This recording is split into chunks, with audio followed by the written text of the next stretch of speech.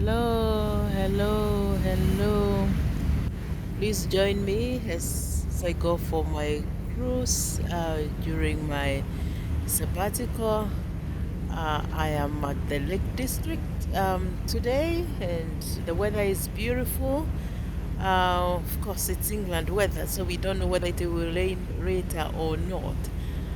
But yesterday we were talking about comfort and being in a comfort zone and stretching ourselves to be able to do the things that we love doing. And going for a cruise, one of my in my bucket list to be able to do at least one cruise, mini cruise before I go for a longer one, maybe to the Canary. And there's no beautiful place or better place to do this than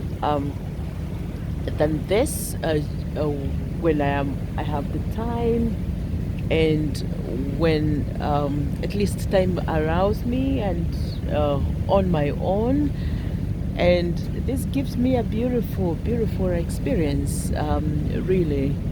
I've been to a cruise once at the island of we were with family there, and it was great. It was beautiful. Of course, there's a stretching of not knowing what could happen when you are in here or when you are in the waters. Uh, but other people have done it before, and so why not?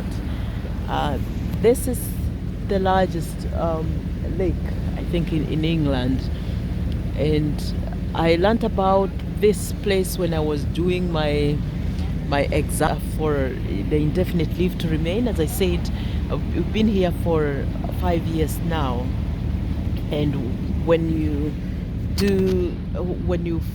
if you're ready to settle down, then there is that exam that you have to do, and there's a lot of history in that book, and some of the things you learn about is some of the tourist attraction areas or things to do when in England, and this really fascinated me. Oh, such a beautiful house, right close there. Let's see it. Maybe I can bring it closer. I hope the captain will tell us what house that is. I think it is a flat or a house or places to live in. This is a tourist the area.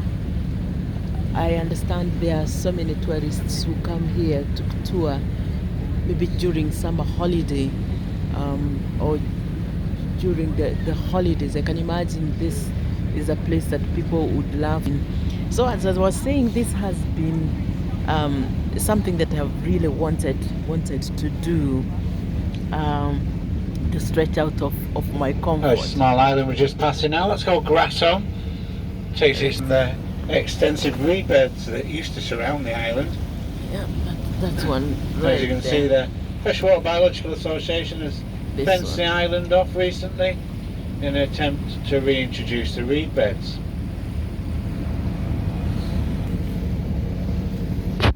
Yeah, stretching from the comfort. And as I was saying yesterday, sometimes we are so comfortable in the things that we are used to do that hinder us from making those decisions that needs to be made out of our comfort and really thinking outside the box.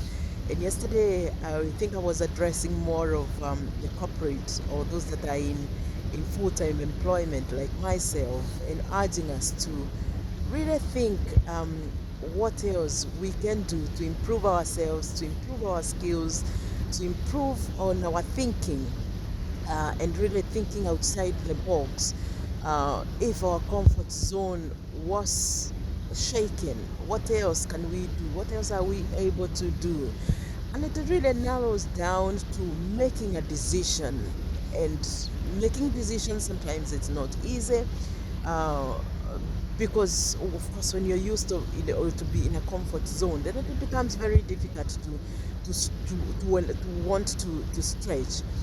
But even as you make a decision to change, to think, to stretch, to try out new things, to try out new careers, to try out new skill sets that maybe have been dormant, it narrows down to knowing who you are and knowing that you're not limited, you are an unlimited being, you are not confined to space. And then, when I'm in the waters, because I love the lakeside so much, I think of the many waters, like the lake. This lake is abundant. I mean, there are many waters here. You cannot count the waters. If you look across across right there are many trees. You cannot even count the leaves. You cannot even count the trees. They're abundant. You look at the skies. I mean, the clouds are abundant. Abundant. You can see right here the waters. They're abundant. And most of the time, as human beings, we constrain ourselves to our space. We constrain ourselves to the things that we are able to do, or the things that we have capacity to do, and forget that we are unlimited beings. We serve a God who is not limited. We are unlimited beings. I mean, the potential, we have deposits within us.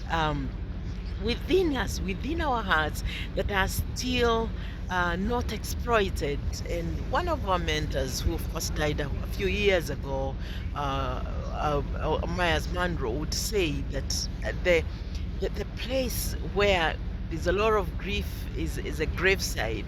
Why? Because there are dreams that have not been executed. There are goals that have not been met.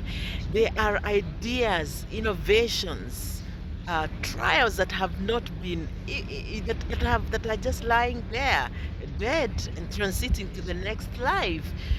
And so when we come to thinking really of our comfort zone, and this is a discussion that I have had, I think it calls for us to call ourselves for those mini meetings and ask ourselves, have I allowed myself to just remain in a cocoon for this long time and not stretch myself to see what else I am able to do? Am I ready to commit to doing things? Am I ready to come up with a plan? Am I ready to define my goals? Am I ready to look deeper inside of myself and ask myself, why am I here? Why am I here on earth? What am I supposed to contribute to this world? What is that I am expected to do? What is that I was born to do? What is that when the God of the universe, who created me and who knit me and brought me to this world, brought me here to do? Have I been able to do exactly what He called me to do, or the reason why I was created to do? Have I confined myself in the comfort of a job or an employment, or even a space? And do I want to die there? Am I willing to step out, come up with a clear plan, come out with a goal, come up with a plan?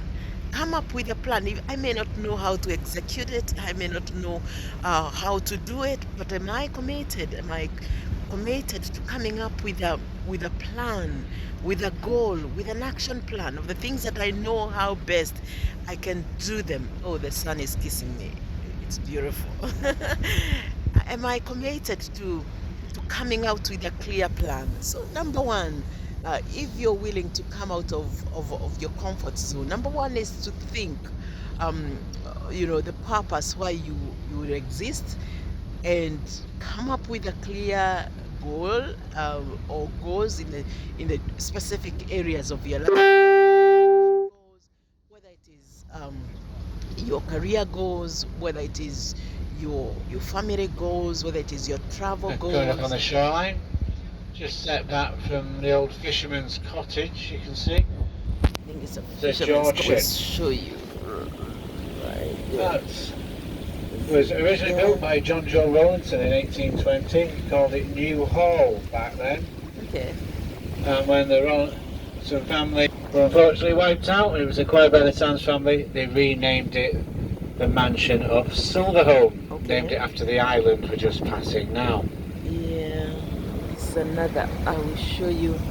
Now it's now rented out Right. as a wedding venue and for Let me help corporate you guys events. see it. Yeah. Corporate events. Oh.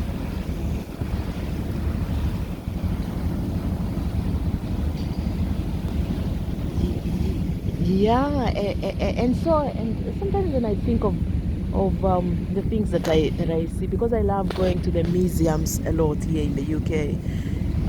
The things that I see that were invented many years ago, and in my mind, I'm like, imagine if these people confined themselves in a comfort of just doing the things that they wanted to do and did not invent some of these things. Would they still be existing? Would there be things to see? So, number one, think, come up with your career goals. Number two, commit to them. And number three, come up with an action plan of the things that, how to roll out your goal and what to do with those goals. And number four, make a leap, what I call a quantum leap into executing those goals a day at a time. And every day when you wake up in the morning, ask yourself,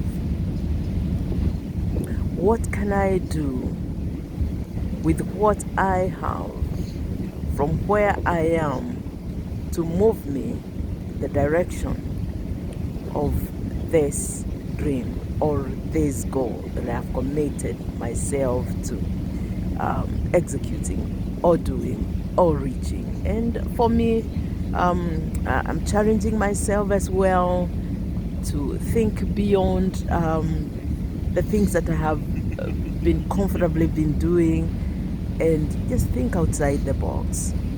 Yeah, so let me carry on with my I hope I will post some more videos as we reach to the other side. Yeah, this Lydia, she inspires all. Please do feel free to subscribe to our channel, follow us. We inspire. Our channel educates, our channel inspires, but also pushes you and I to All these do the buildings on things the that shoreline. This we is the are largest supposed to do. YMCA set in Europe. That's the last one. You can see through the trees, they're bringing all the canoes out, getting ready for the summer season. Yeah. During the summer months, about 12,000 children will pass through here, canoeing, raft building, orienteering.